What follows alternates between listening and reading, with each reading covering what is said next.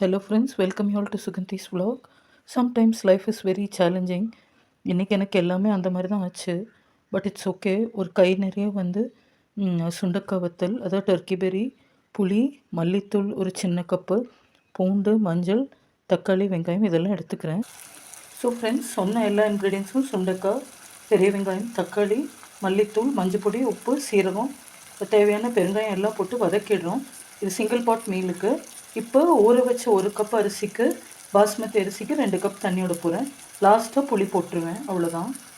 So friends, ஒரு boiling point reach ஆனோன்னு அந்த வத்த குழம்பு கன்சிஸ்டன்சி என்னென்னு Dabur basmati rice போட்டுடுறோம்.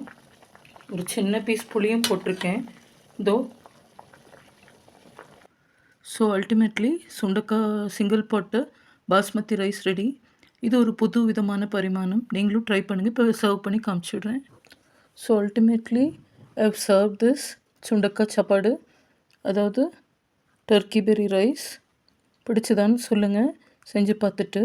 It be very tasty. இதை எப்படியாவது லைட் கசப்பு தான், அப்படியே சாப்பிடுங்க.